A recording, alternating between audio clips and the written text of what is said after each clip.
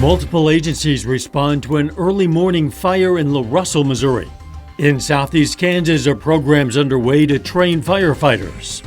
And we look at a Joplin man's efforts to make sure the ramps and rails at skate parks are all-inclusive. The 4 states' most watched news starts now. Multiple agencies respond to a large fire in La Russell, Missouri. This is KOAM News at 6. Happened around 4 this morning. Crews from Avila, Jasper, Carthage, and Golden City responded to the scene at Whitehead Farm Supply Store on 3rd Street in La Russell. No one was hurt, but the building was destroyed. Area firefighters continue their education to help them save lives. Firefighters from 30 departments all across Kansas are in Parsons for the Labette Community College Fire School. It's where firefighters can learn how to do everything a crew would need to do while short-staffed, how to extract victims from a car accident and other life-saving skills. Parsons Police Chief says the school is invaluable, especially for volunteers. A lot of those volunteers don't have the financial backing to be able to send their firefighters to a 2-week-long firefighter training. This gives them some live training that they would never be able to get if we didn't do this. Tonight at 9 and 10, we'll hear from a Parsons firefighter to learn why he decided to attend the classes. The Neosho Police Department announced today that Lime Kiln Park is closed until further notice. They did not say why, but those who trespass at the park will face prosecution. Checking in with Doug Hetty. Another nice day out there, Doug. Yeah, great day for us today. Most of us low to mid 80s for afternoon highs. Plenty of sunshine. We did get the cumulus clouds during the afternoon, and we still have some of those out there. And we had a random spotty shower or two, but most of us ended up staying dry.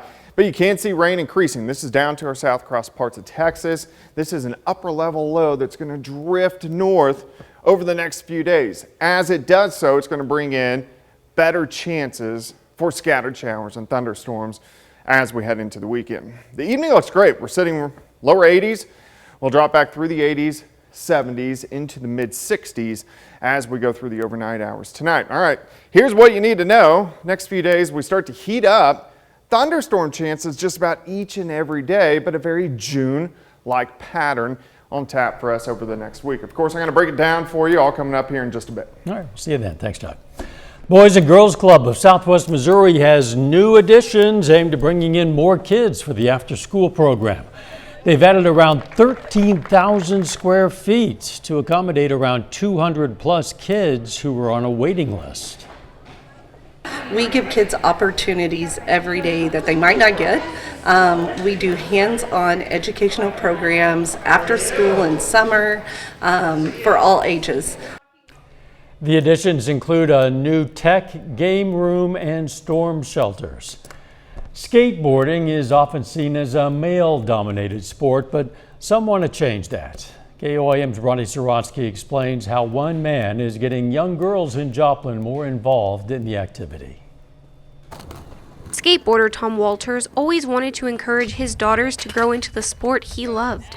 His oldest daughter grew up skateboarding with him, but when it came to heading to the skate park, she was outnumbered by all the boys. You know, there may be like 2 or 3 people the whole time she skated that were the same age or same gender as her to be able to skate with, to have any type of sense of community there. Now, with his younger daughters, he's seeing more girls at the park, but that they seem hesitant to practice in public. And I've seen a lot of girls that might even just come up here and sit for hours and be too afraid to jump in and start learning. So, Walters started the Shred Sister Skate Camp at Ewart Park, where he hosts all-girl skate sessions and lessons to encourage young girls to give the activity a try. Hopefully the skate sessions and the camp will just provide that growth of community out here to where then the girls don't feel scared to come off the bench and come out here onto the skate park. Jara Davis says she loves skateboarding and that practicing in a space of mostly girls helped her feel less judged when it came to learning new skills. I think that sometimes other people will judge and make you feel bad and you'll lose your confidence to skate. So I just think having more girls around you and not judging is helpful. I think it helped me a lot today. For newcomer Anna Corcoran, coming out to these camps has helped her feel more sure of herself. I would definitely recommend it to a lot of other girls since I'm very anxious about a lot of things, and this has boosted my confidence a little more. In Joplin, Bronte Sorotsky, KOAM News. The next skate camp will be Monday, June 14th, and will run for the next 6 weeks. Still ahead, a bit of the luxurious history of the 4 states.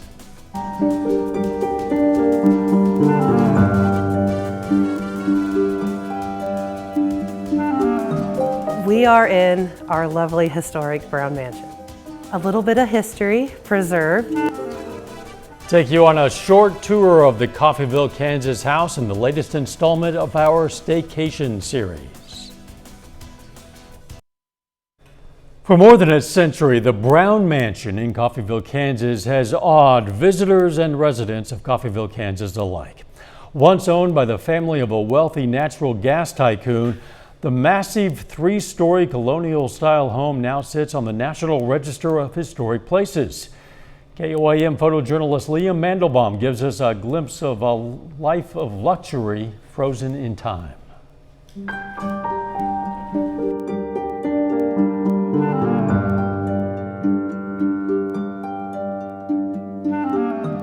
We are in our lovely historic Brown Mansion. A little bit of history preserved. I tell them the story about the house and the people. I want them to leave with a love for the history, for the things they've seen and how well it's been preserved, and fond memories of the Brown family, because this was all theirs. Many, many generations will be able to come back and see how they lived, what their lifestyle was like, learn a little bit about the people.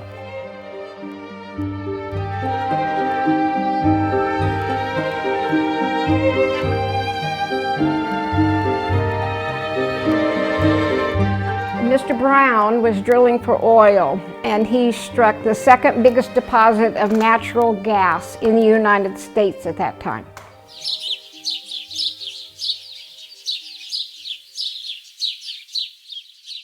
That's where the big bucks came from. There was 500 acres here when he started building this house in 1898. They moved in 1906.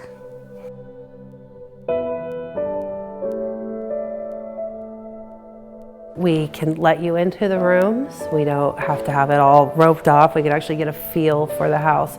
I feel like what makes it special is when you walk in the kitchen door, you feel at home. You feel like that's where your keys are supposed to go. And so when we bring people here, we want them to feel at home and to experience a little bit of what the Brown family felt.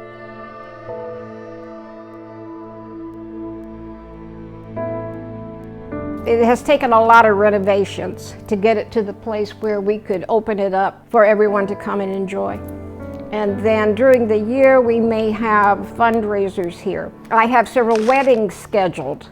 We usually have fall activities here. And then we have in December, at nighttime, we have candlelight tours. It is our jewel. There's nothing like it, even in the surrounding towns. This is, it's the jewel of Coffeyville. The Brown Mansion offers guided tours to visitors Tuesday through Saturday from 1 to 3 p.m. It's a tour worth taking. We're going to have more information on our morning show page at KOAMNewsNow.com. Later, the Joplin Outlaws prepare to take the field at Joe Becker Stadium for the first time this season. Plus, our temperatures warming up a bit as we head into the weekend. Also, some rain chances. We'll look at that coming up next.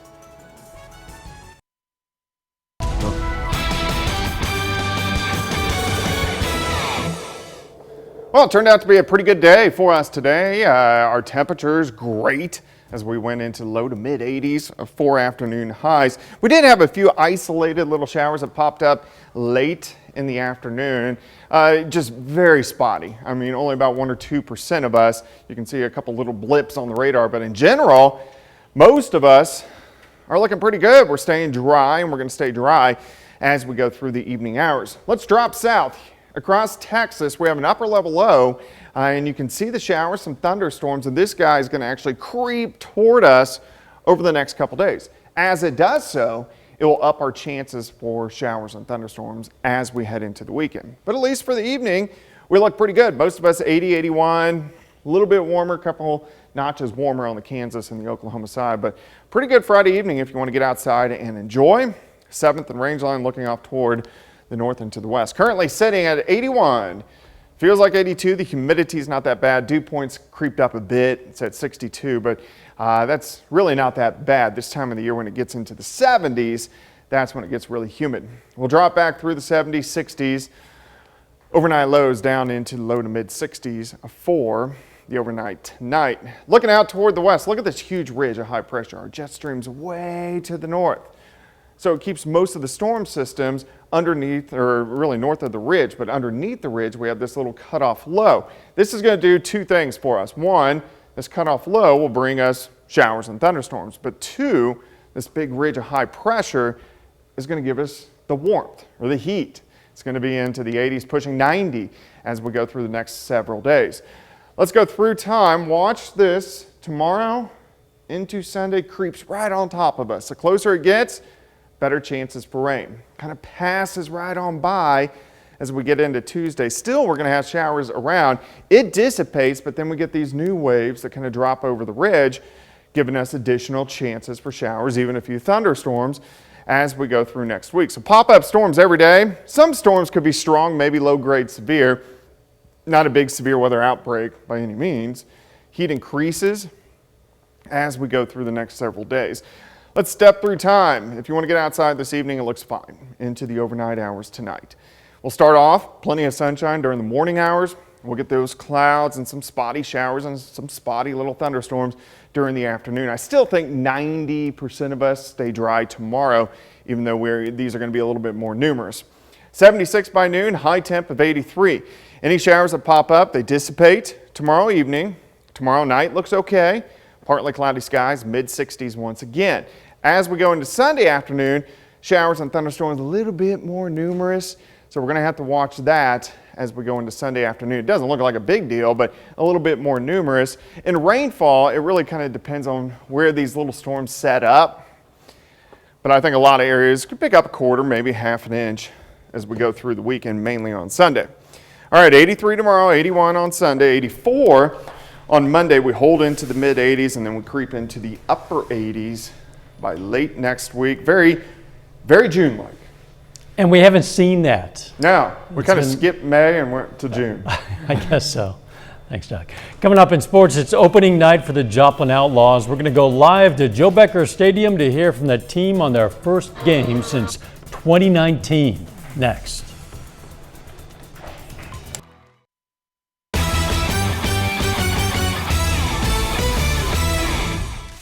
Well, tonight is the opening night of the season for the Joplin Outlaws. The Outlaws welcome in the Des Moines Peak Prospects tonight at Joe Becker Stadium to kick off their Mink League schedule. Our very own Danny Terzer is at Joe Becker and has more on the Outlaws' first game in 2 years. Well, Jacob, like you said, the Joplin Outlaws open up their season tonight at home. The first few games of the season were canceled due to weather earlier this week. And I'm at the home opener now, joined here by Chris Dawson, head coach of the Joplin Outlaws. Chris, what can we kind of expect from players coming from all across the country? Your first season here as head coach. What are some of the important factors coming into this first time playing together as a team? Yeah, I mean, I think for summer baseball, you know, it's just kind of player development for them, getting these guys ready to go back in the fall and compete for either a starting role or to keep their starting role that they already had. We try to do everything we can, you know, off the field to get them better, and then on the field when we step between the lines, it's just time to win a ball game. And starting for the Joplin Outlaws on the mound today is Kale McAllister. You guys get to play at home here at Joe Becker in front of the Joplin community. What's the energy like going into tonight's home opener? Oh, it's electric. I mean, the kids have been waiting. Obviously, like you said, our last 2 dates have been postponed or canceled due to weather, so they were ready to get on the field, and now that we can open up the season, especially at home, we already got a good crowd here in the stands, so it's going to be exciting. And the first time in 2 years since that last season was canceled. What do you kind of want people to know about this team? What can we expect from them this season? Oh, it's going to be exciting. We got some characters on the team. I mean, we got some guys from Hawaii and and those guys always bring the energy and bring the excitement, and we got some local guys too, so they know the area, and it's just going to be an exciting brand of baseball. You know, we got guys that can do a little bit of everything. Well, thanks so much, Coach. I really appreciate your time, and good luck tonight. Appreciate it. Have a good one. Well, the Joplin Outlaws game starts at 7 o'clock right here at Joe Becker Stadium, and we'll have highlights tonight at 10. Jacob? It's a little warm, but it is a perfect night for baseball. That is Danny Terzer live at Joe Becker Stadium. Danny, thank you so much. Missouri Southern pitcher Zach Parrish earns his second National Pitcher of the Year award. Parrish was named the Division II Pitcher of the Year today by the Division II Conference Commissioners Association. The lefty became Division II's all-time strikeouts leader this season, ending his career with 488. Now, Parrish has previously been named National Pitcher of the Year by the NCBWA, the Regional Pitcher of the Year, the MIAA Pitcher of the Year, and a first-team All-American. On the major leagues, both the Kansas City Royals and St. Louis Cardinals are on the field tonight. The Royals kick off a series at home against the Twins, aiming to pick up their 5th win in a row. Now, Kansas City just 2 games back of a wild card spot coming into the day. That one begins at 7:10. At 7:15, Cardinals open up a series against the Reds. St. Louis right now just a game and a half back of Chicago for first place in the NL Central. And that's a look at sports. We're back with more news after this. Take time now to honor a local veteran, Corporal Earl Scott. The Oronogo, Missouri native served in the U.S. Army during World War II, and we are proud to salute Corporal Earl Scott. He's tonight's 4-state hero. Jordan Abbey joins us now with a look at what's coming up on KOAM News at 9 on Fox 14. Tonight at 9, going to check out a couple of fun citywide festivals going on tonight in Galena and Fort Scott. Plus, reaction to today's jobs report showing missed expectations but lower unemployment. And record droughts out west could be the newest reason behind a food price increase. That and more tonight. KOAM News at 9 on Fox 14. Jordan, thanks. Now, a larger-than-life Kobe Bryant mural is unveiled in Hollywood. The mural honors the sports star who also won an Oscar for his short film a few years ago. The mural is located at Hollywood and Highland, just steps away from the Dolby Theater where he won that Oscar in 2018. The film was titled Dear Basketball. The artist who painted the mural is Brian Peterson. Says he wanted to celebrate the transition that Kobe had made after his basketball career. Kobe's wife, Vanessa Bryant, last week gave the mural her seal of approval. Peterson says he didn't have time to be nervous because he was still painting about 4 minutes before she arrived. He says he's glad he finished in time and glad that now all who loved Kobe can see that mural too. So much has happened in the past year. It's hard to remember that it was just in 2020 that Kobe Bryant and his daughter were killed. Yeah, it seems like a ton has happened over the past 12 months. It's gone real fast, but it also feels like it was 5 or 10 years ago. Yeah. It's kind of weird. For sure. All right, weather-wise, looks pretty good for us tonight. Pretty much clear skies. We're going to drop back into lower 60s. Nice night to open up the windows. You're going to have to put the AC back on tomorrow. It's not hot, but it's definitely warm. Up to 83, 81 on Sunday. We are going to get some afternoon pop-up storms. A better shot for this to occur is going to be Sunday afternoon. Thanks for joining us. We'll see you right back here for KOAM News at 10. In the meantime, let's take care of ourselves and each other and make it a great evening.